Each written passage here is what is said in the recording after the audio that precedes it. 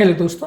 Kidney की बीमारी से ग्रसित पेशेंट्स में कई तरह के रिदम प्रॉब्लम्स होते हैं जो कि हार्ट के करंट कंडक्शन सिस्टम को अफेक्ट करते हैं। आज हम बात करेंगे कि ये प्रॉब्लम्स कितने टाइप्स के होते हैं, क्या कारण से होते हैं, कैसे हम इन्हें डायग्नोज करते हैं और कैसे हम इन्हें ट्रीट करते हैं। ये सारी चीज़ों पर बात करेंगे। आज का टॉपिक है अरिथमियाज इन patients with chronic kidney disease.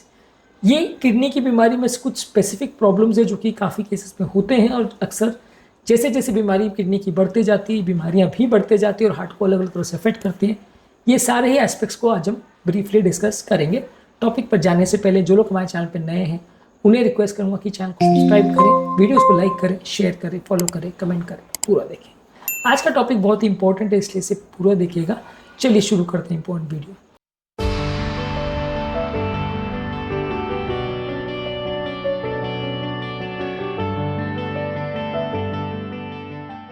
सबसे पहले जैसे जैसे किडनी खराब होने लगती है, अलग अलग इलेक्ट्रोलाइट्स का बॉडी में बैलेंस चेंज हो जाता है, अलग अलग तरह के टॉक्सिन्स बॉडी में इकट्ठा होने लगते हैं जिसकी वजह से हार्ट को अफेक्ट पड़ता है। कई बार हार्ट भी डायलेट होने लगता है, हार्ट भी थिक होने लगता है। ये सारी चीज़ों में हार्ट में स्ट्रक्चरल चेंजेस होते हैं जिसकी वजह से ये सारे रिदम प्रॉब्लम्स खड़े होते हैं। इसमें मोस्ट कॉमन रिदम प्रॉब्लम्स में आते हैं एट्रियल फिब्रिलेशन, जो कि एक एल्डरली पेशेंट्स का या उम्रदराज पेशेंट का कॉमन रिदम प्रॉब्लम है, जिसमें हार्ट का अपर चेंबर कॉन्ट्रैक्ट करने के बदले से वाइब्रेट करने लगता है, जिसकी वजह से हार्ट रेट बहुत इरेगुलर और बहुत रैपिड हो जाता है, जिसमें कि कई बार लोगों को बहुत लॉन्ग टर्म थेरेपी की आवश्यकता होती है। इसके अलावा होता है वेंट्रिकुलर टैकीकार्डिया, जिसमें लोअर चेंबर यानी वेंट्रिकल्स की गति बहुत बढ़ जाती है और ये काफ़ी डेंजरस होता है, जान भी जा सकती है। ज़्यादातर ये इलेक्ट्रोलाइट्स की प्रॉब्लम की वजह से होता है। वेंट्रिकुलर टैकीकार्डिया का अगला स्टेज होता है वेंट्रिकुलर फिब्रिलेशन, जिसमें एक ऐसा तरह का रिदम चालू हो जाता है जिसमें कुछ ही सेकंड्स में हार्ट बंद हो सकता है, क्योंकि हार्ट का लोअर चेंबर कॉन्ट्रैक्ट करने के बदले से वाइब्रेट करने लगता है। अपर चेंबर अगर वाइब्रेट कर रहा हो तो at least lower chamber blood pump करता है तो काम चलता रहता है, आदमी मरता नहीं। पर लोअर चेंबर में जब ये वाइब्रेशन चालू हो जाता है, जो कि हार्ट का मेन चेंबर है, तो तुरंत ही विद इन मिनट्स आदमी का हार्ट बंद हो जाता है और जान चली जा सकती है।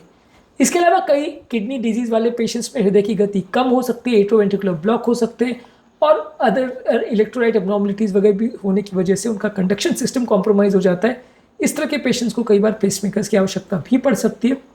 ज़्यादातर ये बॉडी के पोटाशियम आयन की गड़बड़ी की वजह से होता है, लेकिन कई बार ऐसे भी हमने पेशेंट देखे हैं जहाँ डायलिसिस वगैरह पे पेशेंट होता है, पोटाशियम नॉर्मल हो या थोड़ा सा भी ज़्यादा हो तो भी उनका कंडक्शन कई बार नॉर्मल से बहुत ज़्यादा स्लो चल रहा होता है। तो ये सारी चीज़ें कई बार किडनी के पेशेंट्स में देखी जाती हैं।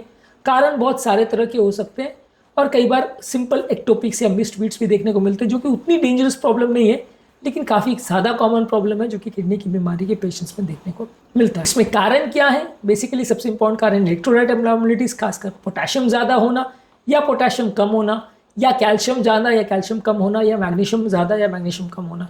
ये सारे इलेक्ट्रोलाइट्स किडनी के पेशेंट में कम ज़्यादा हो सकते हैं और ये इलेक्ट्रोलाइट्स का कम ज़्यादा होना किडनी पेशेंट्स को अफेक्ट कर सकता है, इसलिए किडनी के पेशेंट्स में रिदम प्रॉब्लम्स ज़्यादा देखने को मिलते हैं। इसके अलावा जब यूरीमिया होता है यानी किडनी फेल हो जाती है और बॉडी में टॉक्सिन्स इकट्ठे होने लग जाते हैं, तो ये टॉक्सिन्स भी किडनी के फंक्शन को अफेक्ट करते हैं और हार्ट के फंक्शन को भी अफेक्ट करते हैं। इसके अलावा कई बार जब किडनी फेलियर हो जाती है तो बॉडी में पानी भरने लग जाता है। जब पानी भरता है तो ये फ्लूइड रिटेंशन की वजह से हार्ट पर भी ओवरलोड होता है, जिसकी वजह से हार्ट स्ट्रेच होता है, इसकी वजह से रिदम डिसऑर्डर्स होते हैं।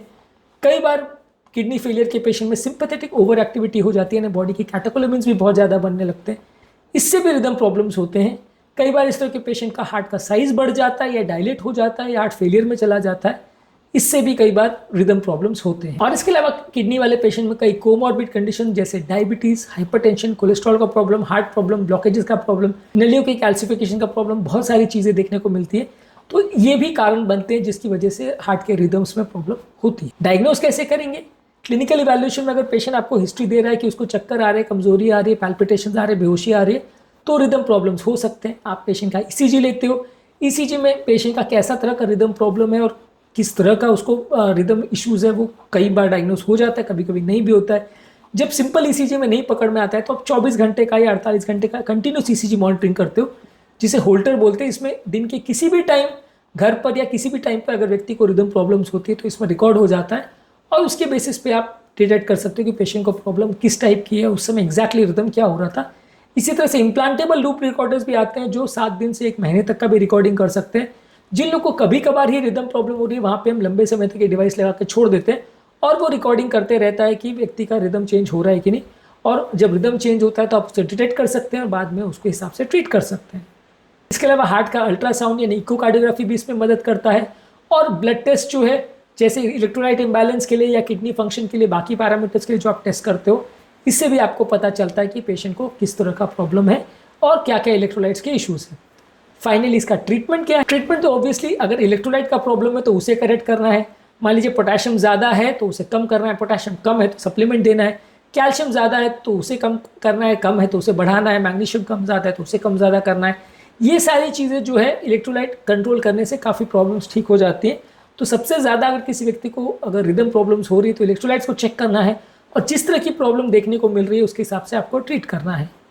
इसी के अलावा आप कुछ एंटी अरिथमिक एजेंट्स यानी हृदय की गति को कंट्रोल करने के लिए beta blockers, calcium channel blockers और अमियोडोन और इस तरह की मेडिसिन देते हैं जो कि रिदम के प्रॉब्लम्स को कम करने में और हार्ट की अबनॉर्मल इलेक्ट्रिकल एक्टिविटी को बेटर मैनेज करने में मदद करती है। यदि गति कम है तो फिर उसको बढ़ाने के लिए बहुत दवाई नहीं आती है, उसमें आप डेरिफाइलिन या आइसोप्रोनाइन के टैबलेट्स दे सकते हैं। गति ज़्यादा है तो कम करने के लिए ज़्यादा मेडिसिन आती है और ओवरऑल जो कारण है उसे मैनेज करना आवश्यक होता है।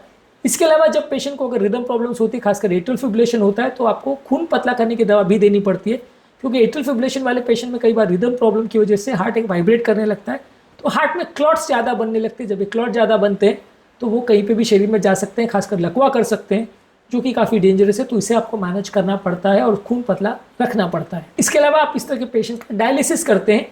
डायलिसिस करने से ये है कि खून में जो टॉक्सिन्स अवेलेबल हैं वो निकाल दिए जाते हैं, जो हार्ट को अफेक्ट कर सकते हैं, हार्ट के करंट प्रॉब्लम्स को बढ़ा रहे हैं, वो टॉक्सिन्स को आप निकालते हैं। ज़्यादा जो फ्लूइड और इलेक्ट्रोलाइट का इंबैलेंस हो रहा है किडनी फेलियर की वजह से, उसको मैनेज करते हैं। इससे हार्ट पर होने वाली रिदम डिसऑर्डर्स होने का चांस काफ़ी कम हो जाता है। पूरा खत्म नहीं होता पर काफ़ी कम हो जाता है। और अगर फिर भी अगर रिदम प्रॉब्लम्स है तो अगर गति बहुत कम है तो आप पेसमेकर लगाते हैं, गति बहुत ज़्यादा है तो इम्प्लांटेबल कार्डियोवर्टर डिफिब्रिलेटर डिवाइस लगाते हैं, जो ज़्यादा गति वाले लोगों की जान बचाने में मदद करता है। इसके अलावा आप लाइफस्टाइल मॉडिफिकेशन करते हैं, जैसे कि चाय कॉफ़ी कम रखिए, अल्कोहल मत लीजिए, स्मोकिंग मत करिए, प्रॉपर डाइटरी मॉडिफिकेशंस करिए। ये सारी चीज़ें करने से भी रिदम प्रॉब्लम्स कम होती है। ज़्यादातर इस तरह के पेशेंट्स की प्रोग्नोसिस जो है वो इस बात पर डिपेंड करती है कि किस तरह का रिदम प्रॉब्लम है, कितना किडनी प्रॉब्लम है और किस स्पीड से चीज़ें बढ़ रही है और वो चीज़ें करेक्टेबल है या नहीं। जो प्रॉब्लम्स करेक्टेबल होती है वो अपने आप ठीक हो जाती हैं, दवाइयों से मैनेज हो जाती हैं। जहाँ प्रॉब्लम बढ़ते जाती है वहाँ पेशेंट के लिए जान का खतरा भी हो सकता है। और फाइनली बात करेंगे फॉलोअप कैसे करना है इस तरह के पेशेंट्स का। अगर किडनी का प्रॉब्लम है तो किडनी के पैरामीटर्स को रेगुलरली चेक करते रहिए, इलेक्ट्रोलाइट्स को चेक करते रहिए और किडनी के यूरिया क्रिएटिनिन और बाकी वैल्यूज ठीक चल रहे हैं कि नहीं उनको चेक करिए। पेशेंट का ईसीजी को देख के हार्ट का करंट वगैरह कैसा चल रहा है, ये सारी चीज़ों को असेस करते रहिए कि वहाँ पे कोई प्रॉब्लम तो नहीं हो रही है। और ओवरऑल आपको पेशेंट को एजुकेट करने की आवश्यकता है कि इस बीमारी के क्या सिम्टम्स होते हैं, क्या मैनेजमेंट स्ट्रैटेजीज होती है और ये सब चीज़ों को मैनेज करने से उसको किस तरह से प्रॉब्लम हो सकती है, नहीं हो सकती, ये सारी चीज़ों के बारे में पेशेंट का एजुकेशन इंपॉर्टेंट है। तो आज के टॉपिक में हमने बात करी किडनी डिजीज़ वाले पेशेंट में रिदम के कौन कौन से प्रॉब्लम्स होते हैं और इनको हम किस तरह से डायग्नोज और किस तरह से मैनेज करते हैं। इन सब चीज़ों पर हमने बात करी। अलग अलग तरह के रिदम डिसऑर्डर्स क्या होते हैं और कैसे होते हैं और क्या इनके इश्यूज और सिम्टम्स होते हैं, इस पर हमने बहुत सारे वीडियोस किए जो कि आप हमारे पैल्पिटेशंस की प्लेलिस्ट में देख सकते हैं। इन्हें ज़रूर चेकआउट करें। टॉपिक को एंड करने से पहले जो लोग हमारे चैनल पर नए हैं उन्हें रिक्वेस्ट करूँगा कि चैनल को सब्सक्राइब करें, वीडियोज़ को लाइक करें, शेयर करें, फॉलो करें, कमेंट करें, पूरा देखें।